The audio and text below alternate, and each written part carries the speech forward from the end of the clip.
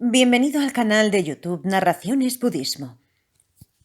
Hoy vamos a ver Tsongkhapa, una breve exposición de los puntos principales del sendero gradual. En tibetano, Lamki Rinpa Do Tsambu Tsampa, traducido por Upasaka Losang Gyatso. Homenaje al Guru Manjugosha. Que pueda yo ser cuidado siempre por ti, el más destacado de entre aquellos que exponen el Dharma incomparable. Tu sabiduría sin tacha no está obstruida, ni tan siquiera con respecto a los puntos más sutiles. Esto es debido a tu relación con los senderos de las acciones vastas y de lo profundo a lo largo de un periodo dilatado de tiempo y a estar bien dotado con muchos medios hábiles magníficos.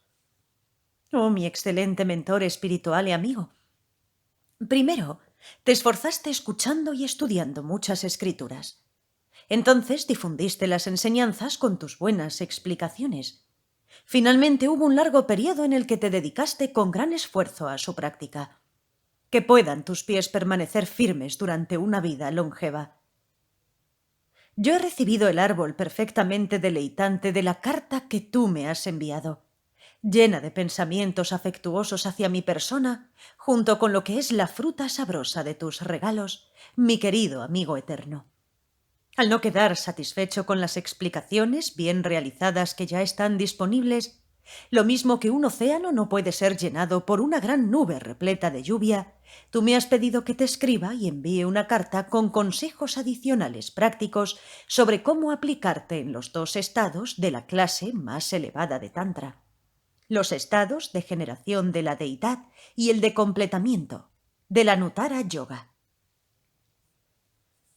Una mente poco inteligente puede ser llenada fácilmente con tan solo oír unas pocas enseñanzas, lo mismo que un estanque de pequeño tamaño puede ser llenado fácilmente por un arroyo balbuceante. Por tanto, es asombrosamente inspirador que una mente de inteligencia tan superior como es la tuya pueda ser tan vasta que no pueda sentirse satisfecha con esas maravillosas explicaciones. Sin embargo, dando por seguro que sea así, resulta bastante absurdo el apelar a alguien como yo para apaciguar la mente de un hombre tan grande como tú. Yo he oído y escuchado solo unas pocas enseñanzas. Mi inteligencia es escasa y mis actos de dharma exiguos. Aunque en mi mente puedan surgir algunas palabras, yo he sido muy laxo a la hora de dar vida a su significado. Sin embargo, las semillas del diente de león, al ser impulsadas por el viento, pueden elevarse y competir con las águilas, aun careciendo del poder de moverse por sí mismas. Similarmente, elevado por tus palabras ennoblecedoras, intentaré presentarte algo de forma resumida. Bien, así que, en cuanto a la gente de poco mérito, como es mi caso, nosotros hemos encontrado la base excelente dotada con todas las libertades. Esto es, de un renacimiento humano para el estudio y la práctica del Dharma. De hecho, nosotros nos hemos encontrado con las enseñanzas preciosas de los victoriosos y hemos sido cuidados por maestros espirituales excelentes, por gurús. Con semejante oportunidad, y poseyendo una mente capaz de discriminar entre aquello que debería de ser adoptado y lo que debería de ser rechazado, nosotros podemos esforzarnos para obtener ventaja de forma definitiva de la oportunidad de haber conseguido una base excelente. Por supuesto, esto depende solo de cómo estemos de involucrados en la práctica de las enseñanzas del Buda. Pero hacerlo tan solo albergando pensamientos bondadosos no es suficiente. En vez de ello, nosotros debemos de conocer sin confusión alguna las etapas correctas para entrar en las enseñanzas o deberíamos de confiar en la guía de alguien que las conozca. Además, nos sirve cualquier maestro. Él o ella han de ser maestros diestros que sean conocedores de las naturalezas de los senderos, el resultado último o sus detalles, y también su orden gradual y el nivel de comprensión de los discípulos. Tiene que ser así, porque si se confunde tomando los senderos erróneos por los correctos, o los correctos por los erróneos, Entonces, si nosotros llegáramos a realizar y alcanzar esos senderos erróneos, tal como Él nos enseñó, nosotros no conseguiríamos ninguno de nuestros propósitos. Es algo similar a cuando nos ha sido prescrita una medicina de forma errónea, por lo que finalmente no recibiríamos ningún beneficio y de lo que solo resultaría daño. Pero incluso si él conoce bien la naturaleza de los senderos, aún puede ser ineficaz si añade etapas extras innecesarias o si las deja incompletas. Por tanto, si él no conoce el detalle último de los puntos pormenorizados del sendero, entonces, aunque nosotros estemos transitando estos senderos, seremos incapaces de progresar de la forma más adecuada. Esto sucede así porque nosotros los transitaríamos mientras ciertos esenciales reconocidos están siendo omitidos y nos desviaríamos hacia prácticas superfluas de aquello que es innecesario. Pero y entonces, aunque él conozca la naturaleza y el balance definitivo de los detalles específicos de los senderos, si no conoce cuáles son los puntos que han de ser aplicados en cada nivel de nuestro desarrollo mental, dado que él nos lleva desde el principio hasta el medio y del medio hasta el final, él estaría actuando como en el siguiente ejemplo. Supón que un doctor piensa que tiene aquí una medicina y que esta es la mejor de las medicinas, un remedio que puede ser prescrito a cualquier paciente y para todo tipo de enfermedad. Si pensando esto, él realmente se la suministra a alguien para quien no es adecuada, entonces, debido al poder de esa droga poderosa, no solo podría no ayudar a ese paciente, sino que podría hacerle llegar incluso a perder su vida. Similarmente, supón que él piensa que aquí hay una enseñanza del sagrado Dharma y puesto que es una enseñanza de las más profundas, ¿qué mal puede haber en enseñarla? Si pensando de este modo él nos guía por medio de ella, y si la adecúa a nuestro nivel de comprensión y sigue el orden gradual, entonces de ella solo se derivaría beneficio. Pero si no es acorde a nuestro nivel, no solo no nos beneficiará, sino que debido a nuestra propia confusión, él puede hacer que acabemos con nuestra oportunidad para conseguir un renacimiento afortunado o incluso la liberación. Por tanto, resulta de especial importancia que él conozca el orden gradual de los niveles de las enseñanzas y el nivel de comprensión de los discípulos. Además, incluso aunque él pueda ser buen conocedor de los puntos prácticos tan importantes como este, él también tiene que ser alguien cuya certeza con respecto a los niveles completos del sendero ha sido conseguida a partir de su propia experiencia, gracias al haber sido él mismo instruido y guiado por un ser santo, y no de forma superficial o esporádica, sino a través del estudio de los grandes clásicos compuestos por los grandes maestros del pasado. Las instrucciones orales precisas sobre cómo dirigir a los discípulos a través de estos senderos son, de hecho, sólo las que han sido condensadas partiendo de estos grandes clásicos. Realmente una instrucción oral precisa es eso que nos aporta más certeza respecto a los clásicos, los cuales son muy extensos y cuyos significados son extremadamente difíciles de entender, y los cuales, por razones necesarias, codifican el orden gradual de la comprensión y práctica a la hora de mostrar las enseñanzas. Puesto que estas instrucciones orales han sido compiladas teniendo en mente este propósito, entonces el considerar a los grandes clásicos como Dharma para la lectura y a las instrucciones orales como Dharma para la práctica, y pensar que estas dos no están en armonía, es no comprender los puntos de las enseñanzas. Esto es así porque las instrucciones contenidas en las escrituras del Buda y también los comentarios indios, de hecho, son tal como recitamos: escuchar, debatir y práctica entusiasta, instrucciones para la práctica y dadas con el propósito de dicha práctica. Dado que esto es así, ¿cómo deberíamos de comenzar nuestra práctica? Tal como Nagarjuna dijo en Carta a un amigo: «Oh, intrépido, ¿qué necesidad hay de decirte más? Este es el consejo más importante. Doma tu mente. El Buda ha dicho, la mente es la raíz del Dharma». Tal como ha dicho Aryadeva en sus 400 estrofas, sin albergar intención, las acciones como el ir no son vistas como generadoras de mérito o demérito.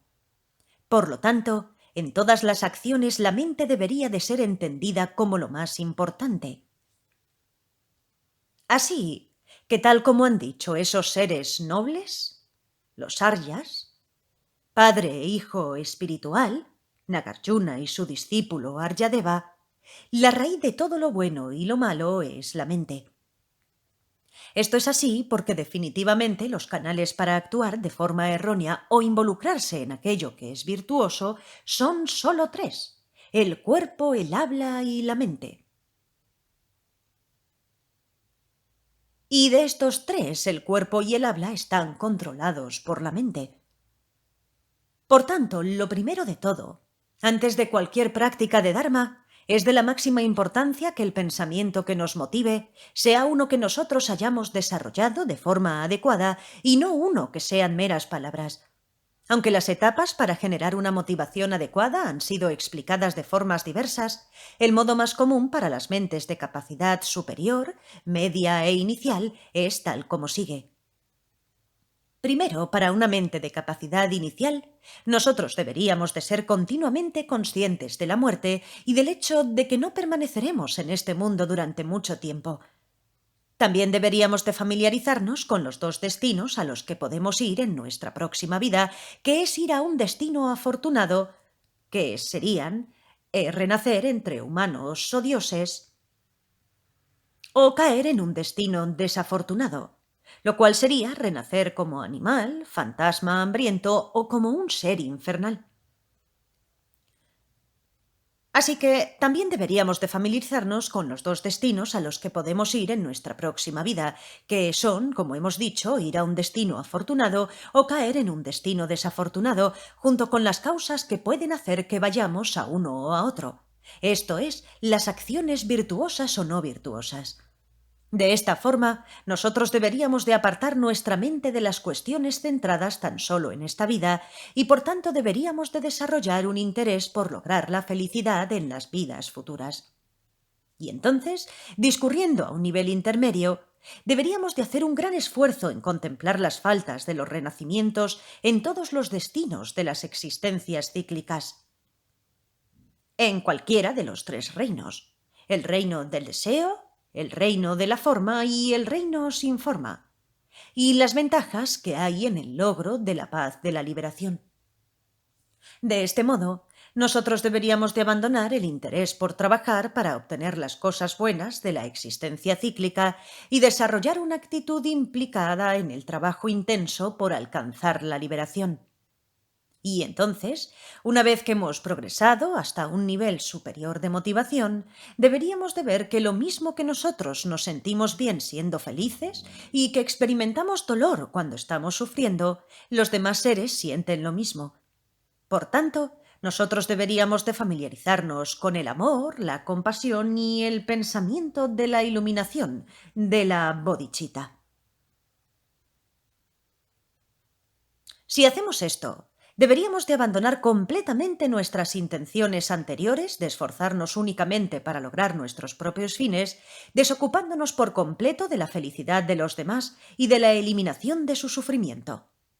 Por tanto, nosotros deberíamos ver los propósitos de los demás como los únicos por los que debiéramos de esforzarnos intensamente. Por medio del hacer esto y alcanzando la certeza de que el método supremo para conseguir este propósito es el hecho de llegar a alcanzar el estado de un Buda y ningún otro, nosotros desarrollamos una motivación intensa para alcanzar este estado de un Buda dedicado a todas estas razones. Estos son los niveles de desarrollo hasta alcanzar el pensamiento de la iluminación en nuestra práctica del Dharma. Pero supón que nosotros tomamos como base para nuestra práctica nuestra decepción por tener solo una comprensión parcial, meramente intelectual de las instrucciones orales de estos niveles de desarrollo de nuestra motivación, y entonces nos involucramos en la escucha, reflexión y meditación respecto a cierta práctica de Dharma. Entonces nosotros podríamos decir con muchas palabras que sonaran dulces: hago esto para mis vidas futuras, o estoy haciendo esto para la liberación, o yo estoy haciendo esto para beneficio de los seres. Pero a pesar de esos nobles propósitos, yo pienso que la forma en la que nuestra mente ha estado trabajando, de hecho, no es más que una mente que ha estado buscando o bien los beneficios de esta vida o ciertos frutos placenteros de la existencia cíclica a los cuales hemos dado el nombre de liberación, o buscando un propósito parcial a nivel último para nosotros mismos y no realmente la iluminación. Por tanto, para generar estos pensamientos motivadores de forma no artificial, no es suficiente con tener una comprensión meramente intelectual de ellos. Tenemos que meditar para hacer que surjan de forma natural, como un hábito instintivo. En cuanto a la forma de meditar, nosotros necesitamos realizar y lograr estas motivaciones familiarizándonos más y más con la meditación analítica, con la cual meditamos examinando los múltiples aspectos, las situaciones que son las causas pertinentes para el desarrollo de cada una de estas clases de meditación.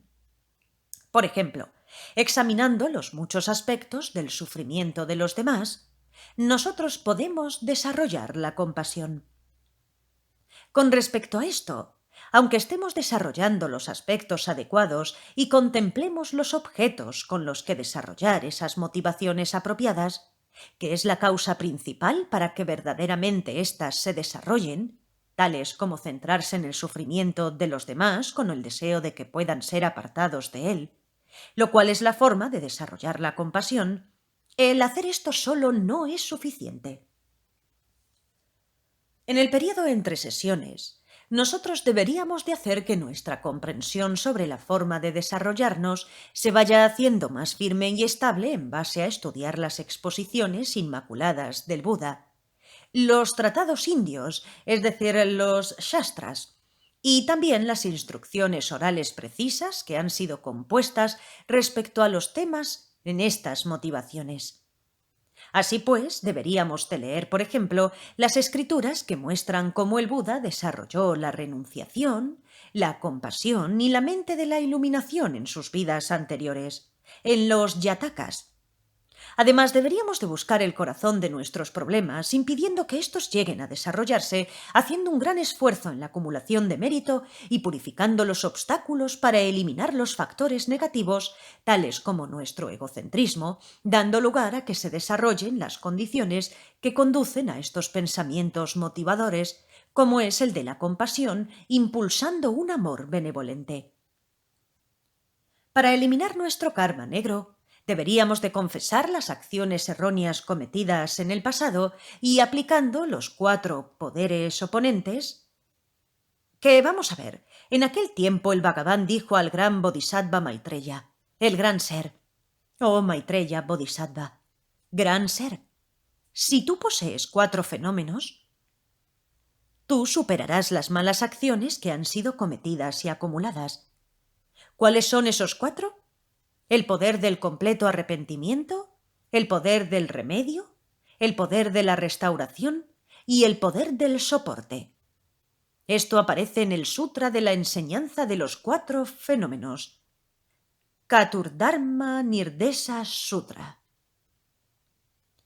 Así pues, para eliminar nuestro karma negro, deberíamos de confesar las acciones erróneas cometidas en el pasado y, aplicando los 4 poderes oponentes, arrepentirnos de haberlas cometido, prometer no volver a cometerlas nunca más, invocar a las 3 joyas de refugio y mantener como nuestra base a la mente de la iluminación, acumulando tantas raíces de virtud como podamos para contrarrestarlo.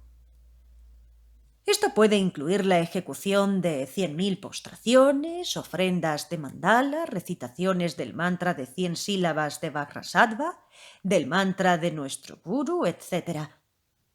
Y entonces, en cuanto a esto, necesitamos que los factores causales no sean parciales, sino completos, para que así sean plenamente efectivos.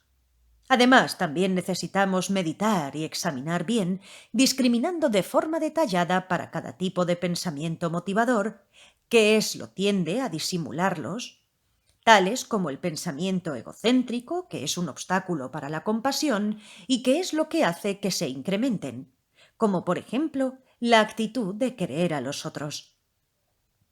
Cuando hagamos hecho esto, Entenderemos en profundidad que si meditamos una y otra vez teniendo tales y tales objetos de meditación sobre tal y tal aspecto, de tal y tal manera, trabajando para desarrollar ese sentimiento, en nuestro continuo mental se desarrollará tal y tal impronta no común como resultado. Haciendo esto llegaremos a generar confianza en nuestra habilidad para realizar incluso los puntos más sutiles de estas prácticas. Llegados a este punto, también deberíamos de ser conscientes de las funciones especiales de cada una de estas motivaciones para atraer aquello que es beneficioso y aquello que es perjudicial. Pues de hecho debemos de estar seguros de qué es aquello que ha de ser adoptado y abandonado para todos y cada uno de estos senderos. Así, por ejemplo, la compasión hace que queramos a los demás, lo cual trae felicidad y a su vez bloquea nuestro egocentrismo, el cual es causa de nuestra infelicidad.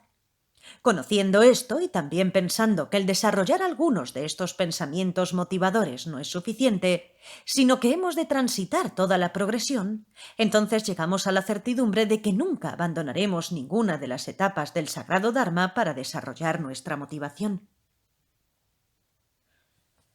Aunque es indudable que nosotros tenemos que generar estos pensamientos motivadores antes de cualquier sesión de meditación o de ofrecimiento, solo con generarlos no es suficiente. Han de ser mantenidos con firmeza y continuamente. Y no solo eso, sino que hemos de intentar incrementarlos tanto como nos sea posible. Por lo tanto, es un error pensar que, puesto que son prácticas preliminares, es innecesario tener una familiarización continuada con ellas o que no es necesario trabajar continuamente para que no degeneren, porque es suficiente con disponer estas motivaciones solo una vez al comienzo de la sesión.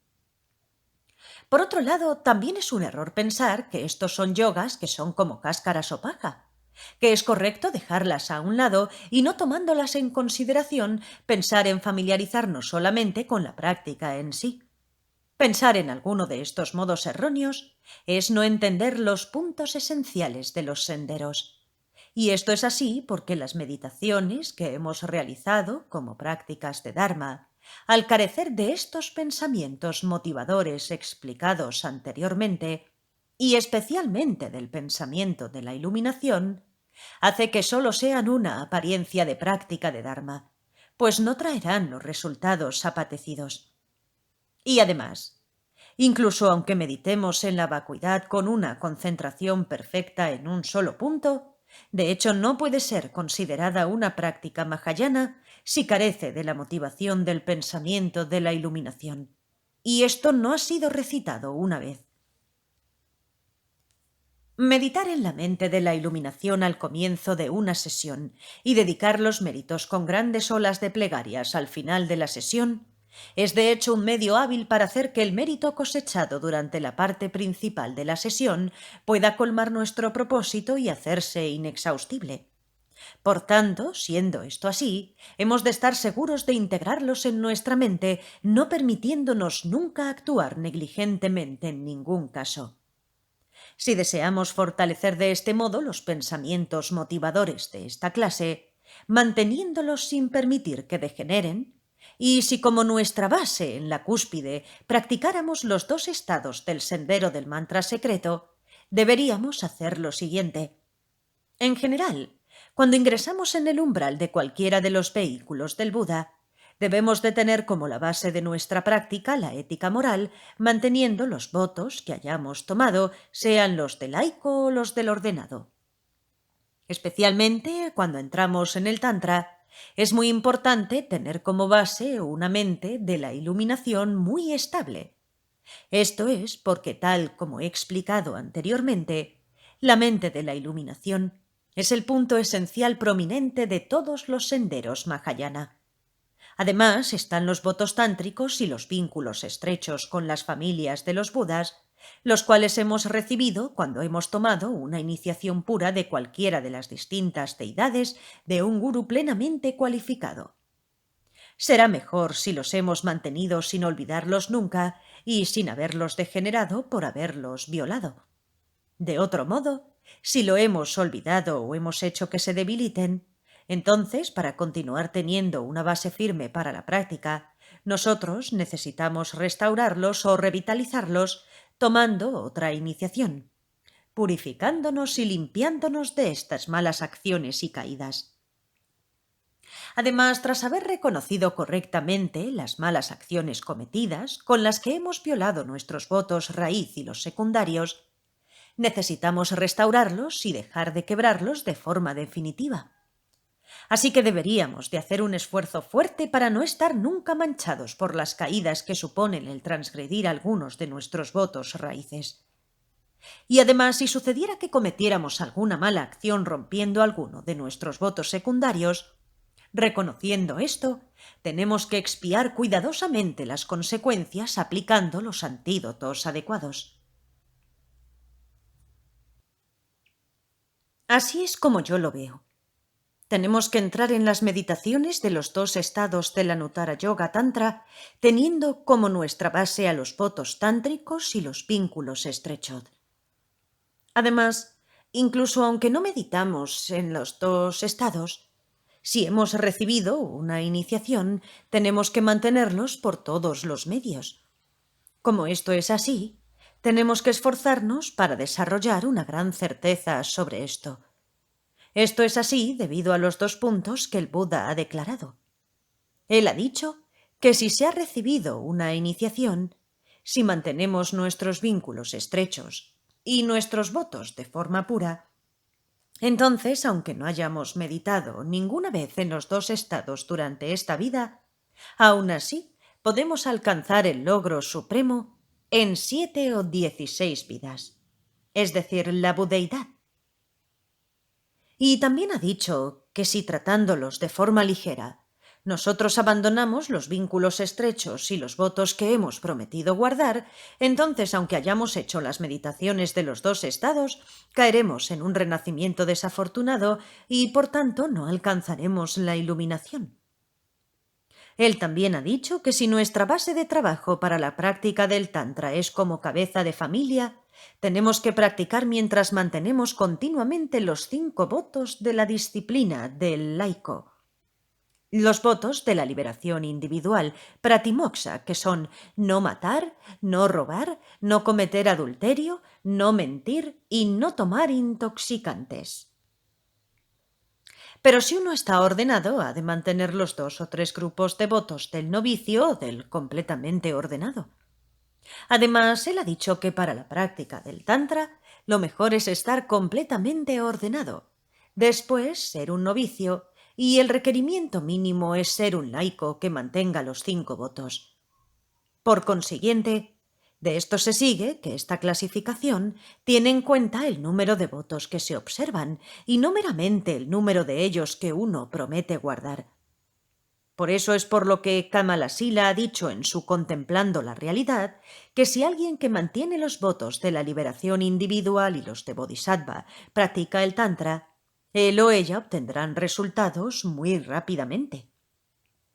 Al estar afirmando esto, él asevera que las realizaciones obtenidas por aquel que ha tomado los votos del Tantra, a la par que observa los votos del Bodhisattva y los votos de ordenación, son más rápidas que las de aquellos que solo observan los votos tántricos.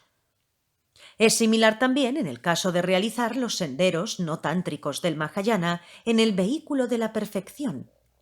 Las realizaciones obtenidas por haber tomado los votos del Bodhisattva, cuando uno ha sido ordenado en uno de los niveles de acuerdo a la regla del Vinaya, son mejores comparados con los de aquellos que solo observan los votos del Bodhisattva. Esto es lo que el Buda quiso decir cuando dijo en muchas sutras que si hubiera 2 bodhisattvas iguales en todos los aspectos, salvo que uno de ellos es una persona laica y el otro está ordenado, el último sería más digno de alabanza. El Buda ha explicado claramente estos puntos en sus enseñanzas sobre los votos. Pero a pesar de esto, aunque parece que la gente frecuentemente puede explicarlos simplemente exponiendo sus formulaciones verbales, sin embargo, cuando llega la hora de aplicarlos a su práctica personal, aquellos que lo hacen son muy pocos. Esto entra dentro de la categoría de las cosas difíciles de entender. Siendo como debe ser, Nagarjuna ha dicho en Los 5 niveles: Aquellos que anhelan el estado del completamiento primero deberían de permanecer correctamente en el estado de generación, pues se ha dicho que el método para alcanzar la budeidad completa es como subir los pasos de una escalera de mano. Esto significa que lo mismo que nosotros dependemos de subir los pasos inferiores de una escalera de mano para poder llegar a los más altos, similarmente nosotros tenemos que transitar el sendero hacia la iluminación meditando en el estado de generación y completamiento en su orden adecuado. No han de ser practicados en cualquier orden de comprensión o abandonar el estado de generación. Como se ha dicho, tenemos que meditar en el estado de generación. Aunque no existe certeza de que mientras está en este estado su práctica haga desaparecer las circunstancias indeseables que ocasionalmente nos afectan, tales como la enfermedad, o que nos traiga las realizaciones realmente sutiles que deseamos, tales como la clarividencia, sin embargo es un hecho que el estado de generación puede darnos el logro de la insuperable iluminación. Este punto ha sido establecido claramente en los textos del Tantra y de ello son testigos los maestros eruditos, quienes son fuentes válidas. Por lo tanto, tenemos que practicar este estado de generación en el círculo de un mandala. En este estado de generación tenemos que realizar las acciones necesarias para acumular las dos acciones de mérito y sabiduría, tales como los yogas para comer, dormir y despertar. Debemos de meditar y en el periodo entre sesiones hemos de estar atentos para ver todo de forma pura, viéndonos a nosotros y a los otros como deidades meditacionales, a nuestro entorno como el palacio de un mandala y demás. También tenemos que recitar los mantras pertinentes, hacer ofrendas y realizar los rituales de ofrenda de tormas. Puesto que tenemos que aumentar todo esto en nuestro continuo mental en las ocasiones adecuadas, mientras permanecemos siempre conscientes de los significados de esto y de eso, sin llegar a permitirnos el recitar descuidadamente las palabras rituales de los textos y los mantras, ¿por qué no encontrar placer en hacer esto? Entonces, puesto que es muy importante conocer cómo meditar con una concentración en un solo punto, viéndonos a nosotros mismos como deidades meditacionales durante el periodo principal de nuestra sesión, permíteme decir algo con respecto a cómo hacer esto. De hecho, será más fácil desarrollar certeza respecto a cómo meditar en esto si conocemos de antemano cómo es la concentración en un solo punto que necesitamos haber desarrollado cuando nos hemos llegado a acostumbrar a meditar en el estado de generación. Por lo tanto, si nos preguntamos lo que nosotros necesitamos haber desarrollado, es esto. Por medio de meditar ahora en nosotros mismos, como teniendo los colores corporales, los implementos en las manos, las joyas y el atuendo de todas las deidades sostenidas, y también manteniendo el palacio del mandala y sus entornos, en resumen, viéndonos como poseyendo todos los aspectos con sus colores y formas, entonces a la conclusión de nuestro entrenamiento necesitamos haber conseguido el ser capaces de visualizarnos apareciendo claramente, como todos estos, en su totalidad y simultáneamente, en un estado de concentración en un solo punto. Deberíamos de meditar aspirando a este nivel de logro. Por consiguiente, tenemos que entrenarnos centrándonos primero en un objeto centro de atención dentro de toda esta visualización.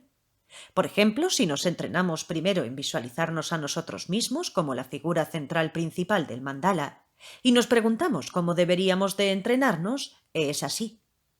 Realmente en los textos aparecen dos tradiciones sobre cómo hacer esto. Una de ellas es entrenarse partiendo de los detalles más particulares yendo hacia arriba, comenzando con el cuerpo y terminando en la cabeza. Comenzando primero por uno de los detalles particulares del cuerpo, realizando su apariencia clara y entonces ir construyendo la visualización por medio de la adición progresiva de más detalles. La segunda de ellas es entrenarse desde el nivel burdo hacia abajo, comenzando con la visualización de la cabeza y descendiendo hacia el cuerpo, visualizando todo el cuerpo de forma tosca desde el principio y progresivamente ir aportando los detalles uno a uno. De estos, el primero de ellos es adecuado tan solo para unos pocos individuos especiales, mientras el método más comúnmente beneficioso es el último, ya que es el más fácil de desarrollar. Por consiguiente, por ejemplo, de los dos aspectos de la figura principal, esto es, el aspecto tosco, completo y los detalles particulares, Nosotros deberíamos de visualizarnos como la deidad completa, desde la cabeza a los pies, meramente de la forma más tosca. Cuando esto aparece de forma clara, tenemos que emplazar nuestra atención solo en esto sin permitir que nuestra mente vague. Si la forma general del cuerpo es clara, deberíamos de mantenerla, y si la forma general no es clara, sino que solo lo son unas pocas de sus partes, deberíamos de emplazar nuestra atención en todo lo que aparece de forma clara. Si éstas se debilitan, deberíamos de visualizar de nuevo la forma Buda del cuerpo y mantenerla. Si surgen algunos aspectos que sean completamente extraños a aquello en lo que deberíamos de meditar, entonces nosotros debemos de emplazar nuestra mente solo en los objetos principales de concentración, sin seguir otros objetos inventados por nosotros. Para aquellos que son principiantes en estas prácticas de visualización, se ha dicho que si las sesiones de meditación son demasiado largas, no progresarán de la forma más directa. Esto también parece ser así basándose en la experiencia. Por tanto, si meditamos manteniendo tantas sesiones muy cortas como nos sea posible, nuestro desarrollo de la concentración en un solo punto tendrá éxito sin duda. Además, al principio tenemos que mantener alerta nuestra capacidad de discernimiento y mantenerla con fuerza. Esto es así porque si no meditamos mientras vigilamos con cuidado si hemos caído o no bajo el poder del sopor o de la agitación mental, podemos estar meditando mientras pasamos gran parte del tiempo en un estado poco claro, al realizar nuestra meditación solo con el discernimiento más burdo. Si lo hacemos así, en toda nuestra vida seremos incapaces de alcanzar la concentración en un solo punto tal como habíamos deseado. Por lo tanto, tenemos que mantener una vigilancia cuidadosa para discernir las posibles faltas en la meditación. Y así llegaremos a conseguir una concentración en un solo punto que tiene 4 características definitorias y centrada, por ejemplo, en la forma general de la figura principal. Respecto a las 4, tenemos que ser capaces de visualizar claramente la figura, tanto que suponga mucho esfuerzo o poco. Además, tenemos que ser capaces de extender esta concentración en la visualización a lo largo de nuestra sesión. Durante ella, nunca debemos de caer bajo el poder del sopor o de la agitación mental y finalmente tenemos que entrar en contacto con una gran alegría y gozo, tanto físico como mental. Por tanto, esa concentración es similar a lo que es desarrollado entrenándose en la calma mental. Una vez que hemos conseguido la concentración dotada con estas 4 características y nuestra mente ha mantenido firmemente su atención en esta visualización burda de nosotros mismos como la figura principal del mandala, y hemos mantenido la claridad de sus mínimos detalles, tenemos que extender nuestro centro de atención para incluirnos a nosotros mismos como las otras deidades en torno al mandala. Pero cuando hacemos esto, tenemos que expandir nuestra concentración para seguir manteniéndola aún en la deidad en la que previamente nos hemos concentrado y no olvidar esto. Si nosotros mantenemos nuestra atención centrada en estas últimas deidades en torno al mandala, mientras hemos abandonado nuestra concentración en la figura central principal, ¿cómo podría darse el que nosotros nos podamos visualizar apareciendo con todas estas deidades simultáneamente? Por tanto, puesto que tal como ha sido explicado, el estado de generación es una parte indispensable del contenido de los preciosos textos tántricos y es muy importante y ampliamente alabado como uno de los senderos tántricos esenciales, es extremadamente crucial para nosotros realizar sus meditaciones. El estado de completamiento fue conocido por los maestros del pasado como teniendo 2 partes: el estado de completamiento no profundo y el profundo. En sus escritos, el primero de ellos aparece como constituido por meditaciones en los canales de energía, que son los nadis, en los vientos, los vayu, y las gotas vitales, bindu, y han de ser vistos como instrucciones personales.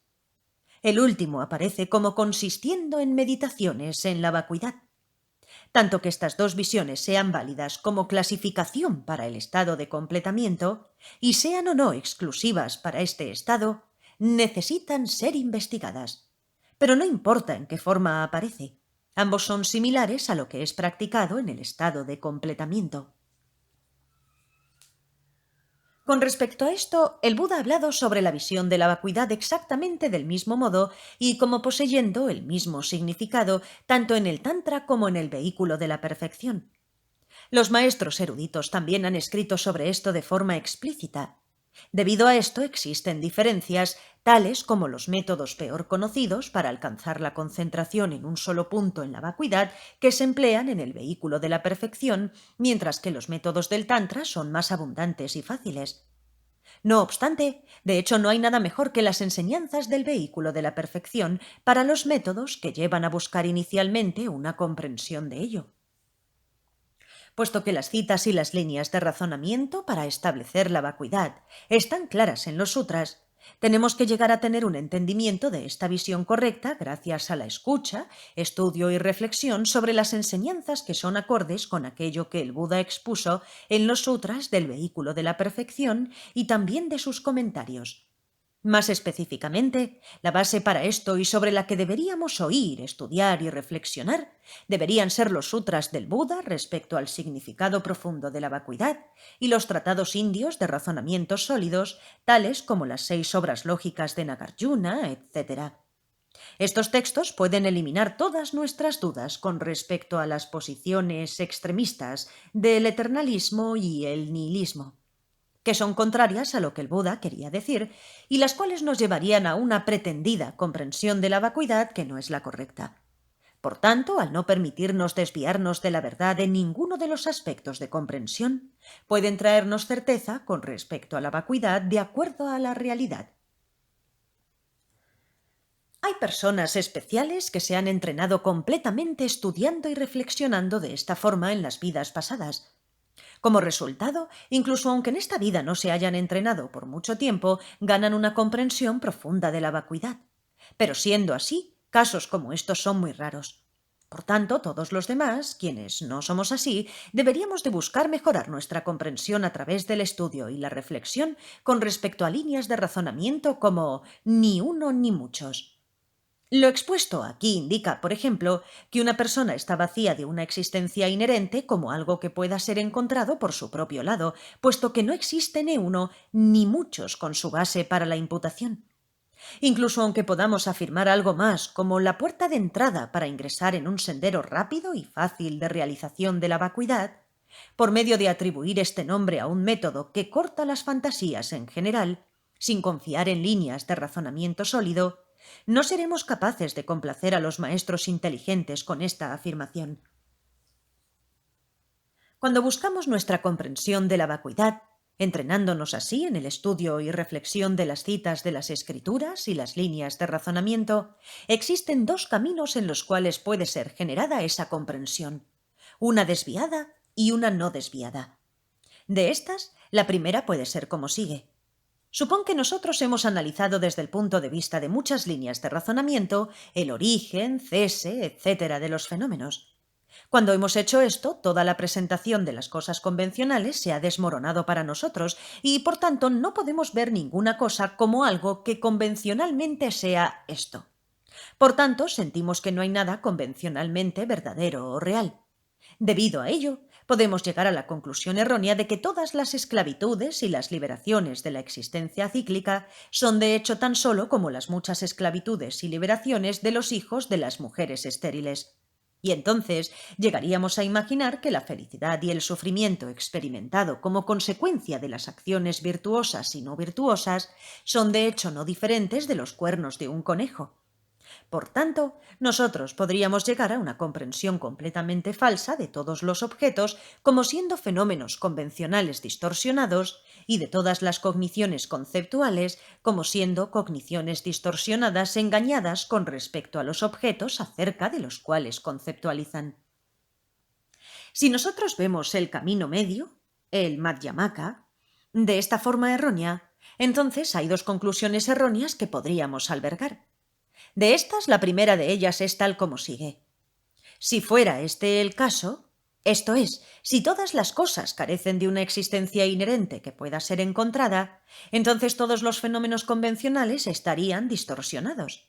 Entonces, puesto que toda la presentación de la realidad convencional sería impropia, sentiríamos que la visión de todos los fenómenos como careciendo de existencia inherente sería de hecho una visión nihilista y por tanto no acorde con la intención del Buda.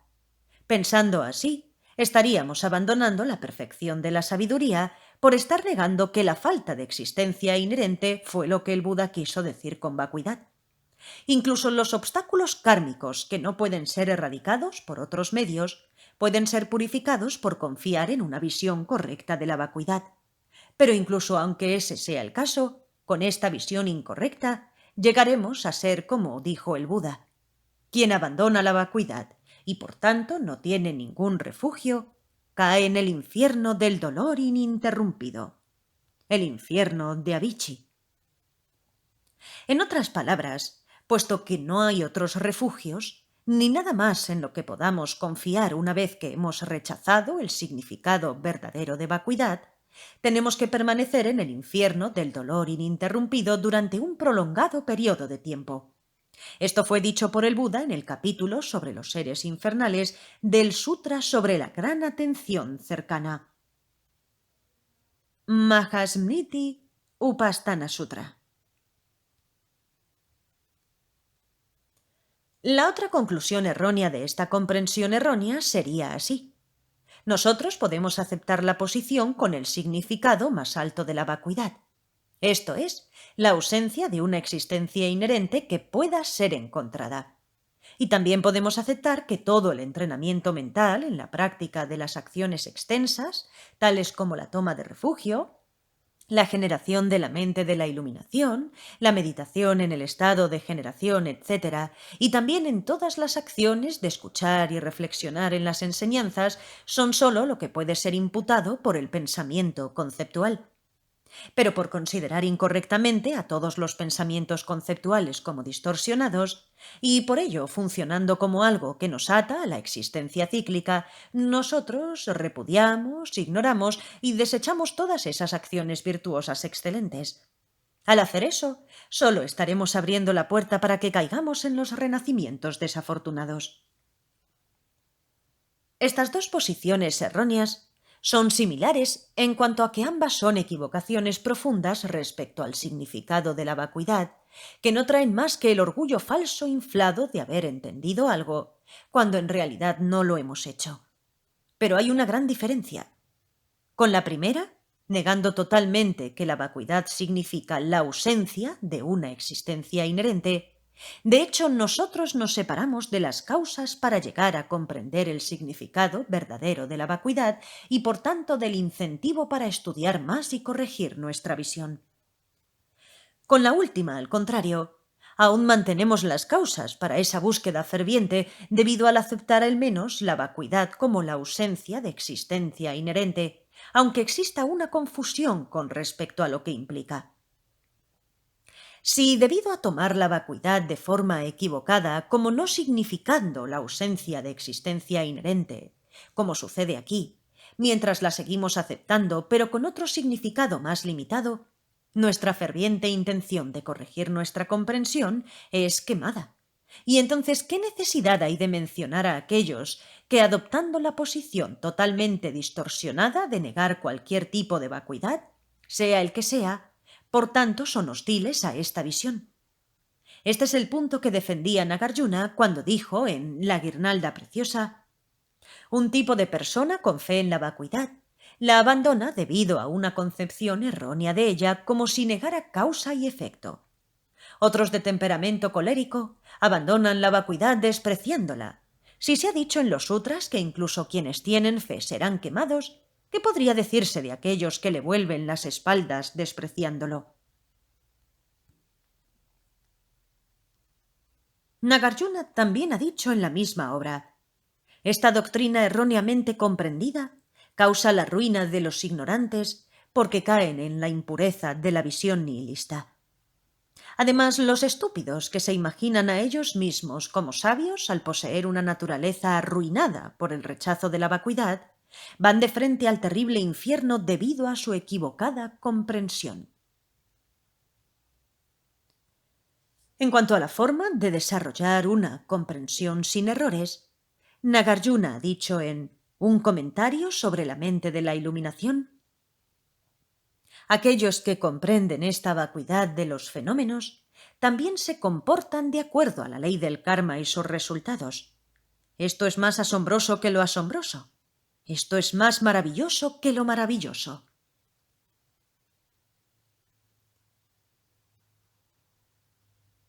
También Matriceta ha dicho en Alabanzas ensalzando al digno de alabanza: tú no actúas ignorando la vacuidad, sino armonizándola con lo convencional. Así se ha dicho en estas dos citas. Entonces, nosotros tenemos que ver que no importa qué objeto convencionalmente existente cogemos como centro de nuestra aprensión en nuestra búsqueda de una existencia que pueda ser encontrada realmente, la cual es conceptualizada por esa mente y que es una apariencia de este objeto como realmente encontrable, el cual realmente no tiene ni un solo átomo que exista como algo con existencia inherente encontrable. Y entonces, convencidos del hecho de esta vacuidad como condiciones causales, tenemos que desarrollar la convicción más profunda de que convencionalmente esto se origina a partir de aquello con respecto a todo, cosas tales como la esclavitud y la liberación, las acciones y sus efectos, y etc. Cuando hemos adoptado esto considerando razonable la primera parte de esta realización, esto es, el hecho de que a nivel último no hay nada que pueda ser encontrado, necesitamos no poner excusas con respecto a la última, que tiene que ver con el funcionamiento de las apariencias convencionales, sintiéndonos incómodos con ella en nuestro propio sistema, el Madhyamika Prasangika, y por tanto atribuyéndola como siendo tan solo real desde el punto de vista de los otros o desde el punto de vista de lo decepcionante. Cuando acontece que podemos ver cómo ambas partes de esta realización son razonables para nuestro propio sistema, entonces ha ocurrido algo sorprendente y maravilloso. Esto es porque nosotros hemos logrado los medios hábiles de comprender en su profundidad cómo lo que aparece como contradictorio a las personas ordinarias, de hecho, no es contradictorio. Por consiguiente, con una comprensión correcta de la vacuidad, nosotros podemos llegar a la conclusión de que las producciones de la existencia cíclica y del estado más allá del dolor, el nirvana, son razonables y funcionan. Pero supón que mientras no existe comprensión de lo que significa la vacuidad de existencia inherente, nosotros llegamos a la conclusión de que si llegáramos a entenderla como siendo razonable, entonces esas producciones no funcionarían.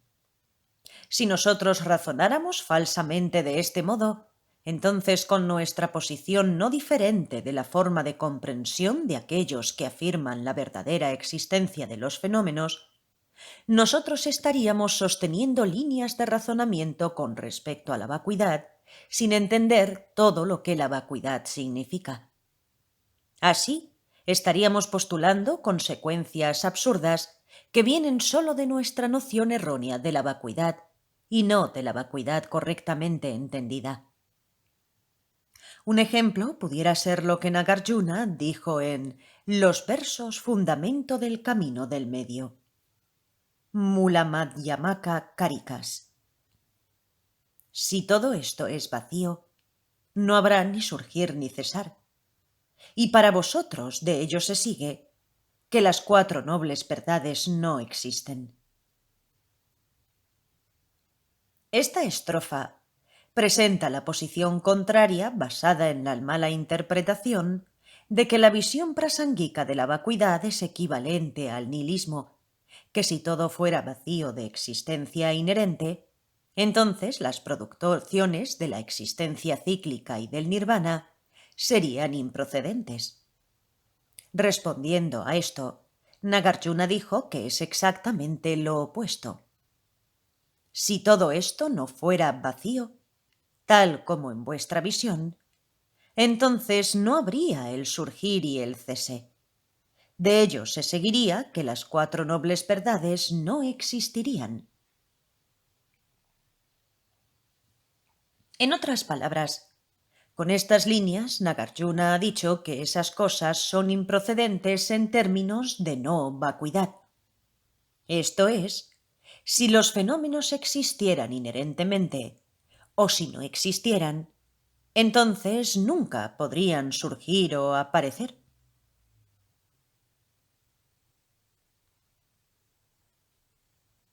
Pero en términos de la visión correcta de la vacuidad, estos son completamente razonables. Él ha dicho esto incluso de forma más clara en la misma obra a través de una afirmación de una implicación y su consecuencia. Para él, para quien la vacuidad tiene sentido, todo tiene sentido. Para él, para quien la vacuidad no tiene sentido, nada tiene sentido.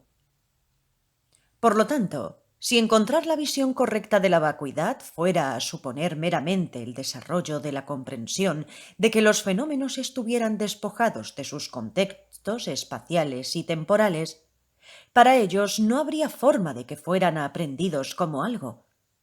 Y entonces no tendría sentido que los maestros hayan dicho que la comprensión de la vacuidad es difícil de alcanzar.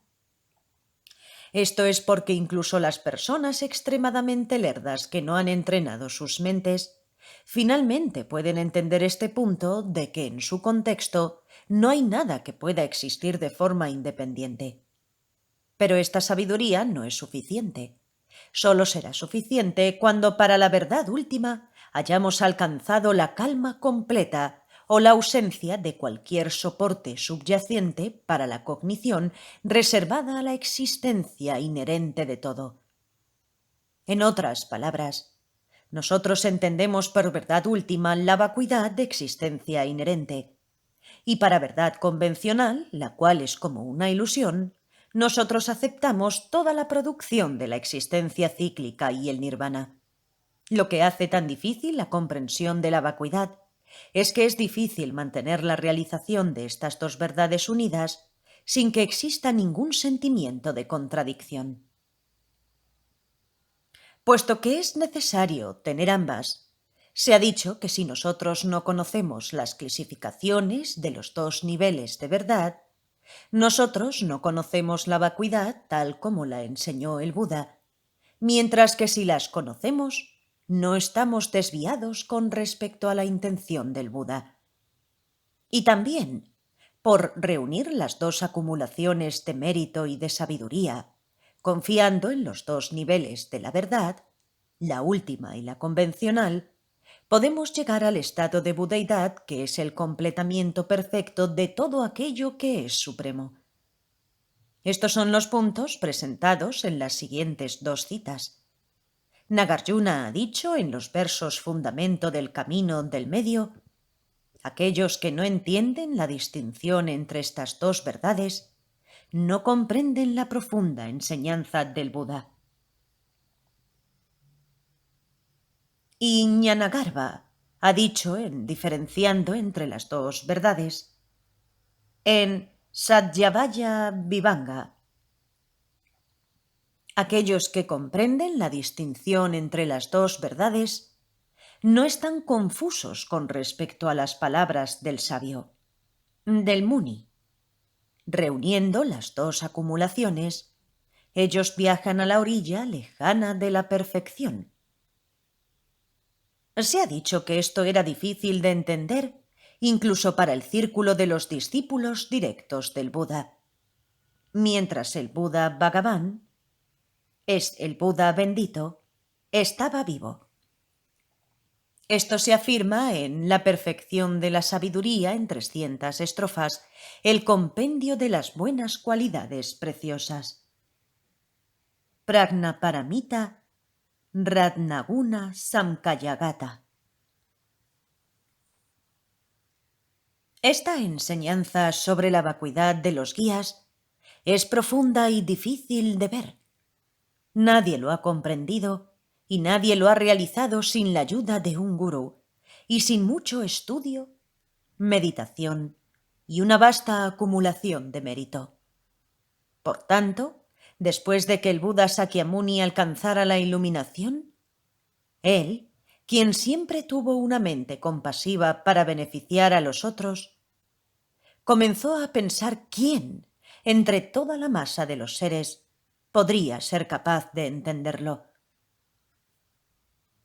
Sobre cómo es posible para nuestra mente penetrar dentro de esta vacuidad rápidamente y con facilidad, junto con un ejemplo para ello, y también sobre el significado de la cita anterior del sutra, Nagarjuna ha dicho en la guirnalda preciosa: cuando el cuerpo que es sucio, burdo y un objeto de los sentidos no permanece en la mente, como teniendo la naturaleza de la suciedad y el sufrimiento, aun cuando está siendo visto continuamente, entonces ¿cómo podría esta doctrina, que es la más sutil, profunda, sin base y no manifiesta, aparecérsele fácilmente a la mente?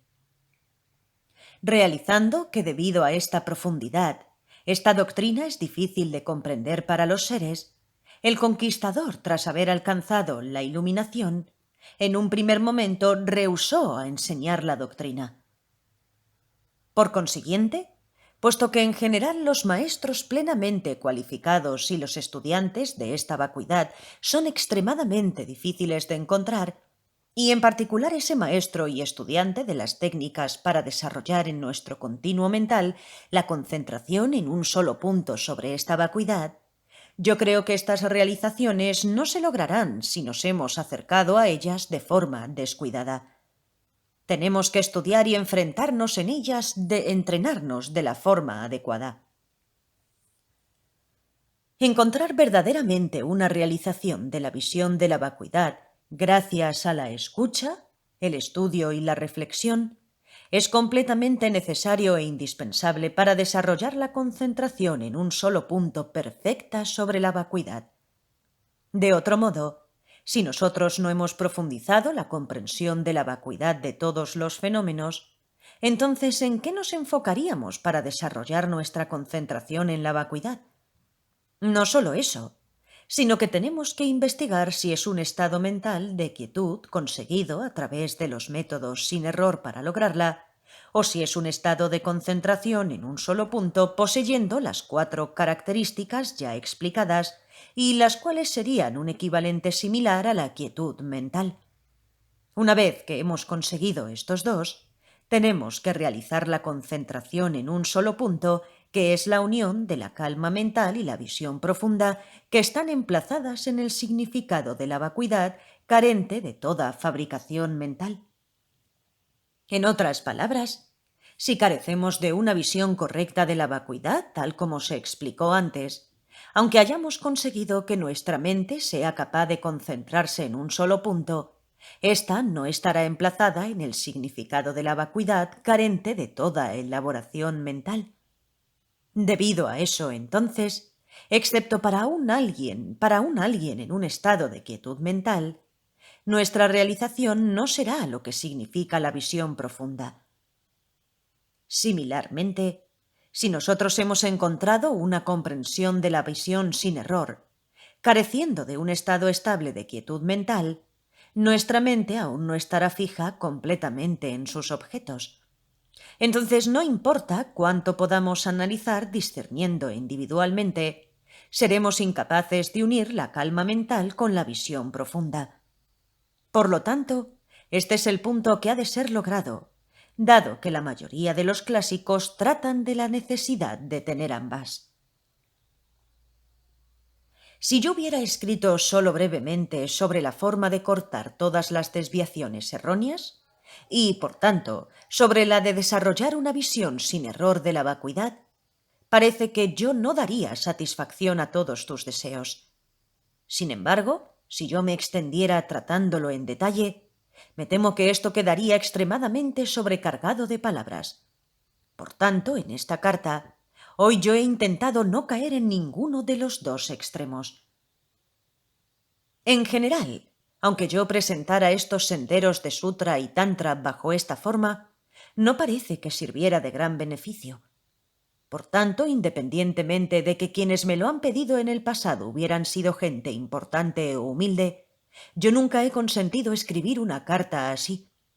Pero tú, mi santo maestro, no eres como los demás, puesto que me has pedido tan fervientemente que tratara este tema, y puesto que aparecieron otras razones acuciantes y también tu noble carta, yo te he ofrecido estas palabras resumidas que han sido otorgadas en correlación con las citas de las Escrituras y dando explicaciones elaboradas para cortar las posiciones extremistas utilizando argumentos lógicos. Tras haber examinado una y otra vez lo que he escrito, parece estar acorde con la razón. Yo te pido humildemente que lo apliques en tu práctica superior.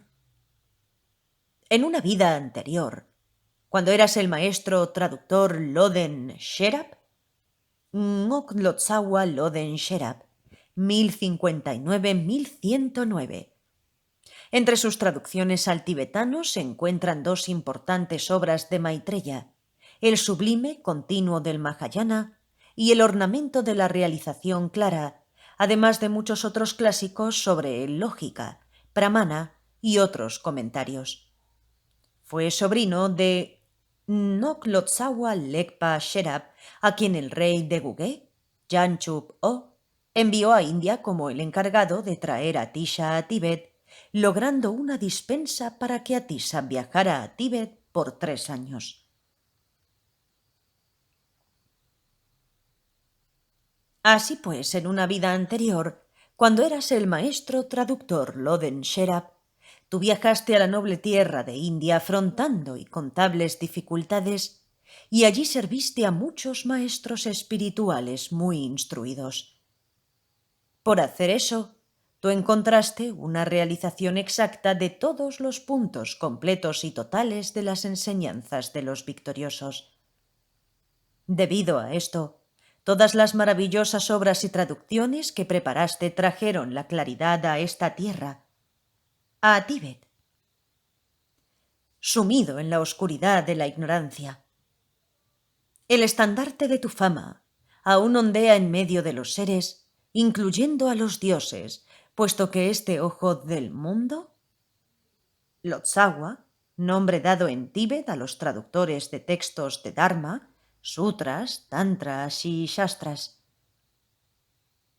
poseedor de un corazón compasivo que quiere a los otros más que a sí mismo, ha alcanzado el estado iluminado de un hijo de los victoriosos, de un bodhisattva.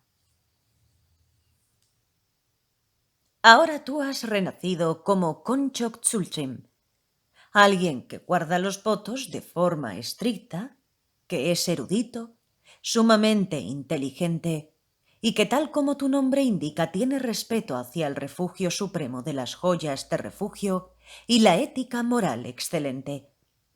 Para colmar tus deseos, yo, Losang Drakpa, un seguidor de maestros instruidos que han realizado exactamente todos los puntos que ellos han oído y estudiado de muchos textos clásicos sin falta, y que ahora soy un meditador renunciante que frecuenta los lugares tranquilos, he agotado mis escasos conocimientos y sabiduría, intentando darte satisfacción de este modo. Que por el mérito conseguido por este humilde intento, puedan todos los seres entender los clásicos exactamente tal como el Buda, el maestro de los 3 reinos, ha explicado perfectamente, y por tanto que pueda extenderse un gran haz de realizaciones perfectas. Tú, con una mente virtuosa y con fe, y yo, somos como Maudgalyayana y Shariputra. Yo ruego que cualquiera de nosotros que reciba primero el néctar de la budeidad sea capaz de compartirlo con el otro. ¡Ah! ¿No es maravilloso haber tenido la fortuna excelente de obtener un renacimiento humano, dotado con todas las libertades para estudiar y practicar el Dharma, y haber encontrado con las enseñanzas de los victoriosos? Ahora lo único razonable es trabajar día y noche para hacer que este cuerpo, con el cual pueden ser conseguidos grandes propósitos, tenga su significado completo. Esto es así porque el Buda ha dicho que aquellos que hacen un esfuerzo limitado consiguen resultados limitados, mientras que aquellos que hacen un esfuerzo completo consiguen un resultado completo. ¿Y qué persona sensata se quedaría satisfecha con un resultado parcial? Nunca ha existido ningún ser que haya escapado de ser devorado por el caníbal de la impermanencia. Puesto que aún es así, mente, ¿cómo puedes sentarte y relajarte? Por tanto, debemos de abandonar todas las actividades carentes de significado, las cuales, aunque nos esforcemos en ella, necesariamente han de ser dejadas cuando muramos. En vez de ello, deberíamos de esforzarnos siempre en ser conscientes de cuál de los dos tipos de acciones estamos realizando. Acciones virtuosas o no virtuosas. Los resultados de las cuales nos seguirán donde quiera que vayamos. Pensando de este modo, entonces, con un sentido de la vergüenza y decencia y también consideración, con una mente plenamente atenta, vigilante y cuidadosa, seremos capaces de domar correctamente nuestra mente, la cual es tan difícil de dominar. Que pueda esto traer alegría a nuestra mente en el momento de nuestra muerte. Que puedan las enseñanzas del Buda, que son la base de toda felicidad y excelencia, permanecer por siempre. Que aquellos que practican el sagrado Dharma puedan verse libres de todo mal. Que puedan cumplirse todas las esperanzas de los seres de acuerdo al Dharma y que puedan no verse nunca apartados de un corazón lleno de amor benevolente. Esta breve exposición de los puntos principales del sendero gradual han sido escritos en respuesta a una carta de la persona santa llamada Konchok Tsultrim, un gran renunciante y meditador que ha realizado exactamente todos los puntos sobre los que ha oído y estudiado de forma tan extensa, y por eso ha llegado a convertirse en un amigo espiritual, conocedor de las preciosas enseñanzas y un guía para muchos seres. Esto ha sido compuesto por el monje budista Losang Drakpa en el distrito tibetano de en el monasterio de Teura. Traducido al español y anotado por el ignorante y falto de devoción Upasaka Losang Gyatso. Editado a 6/8/2019. Narrado por Cristina Ingrid B. Gracias por escuchar.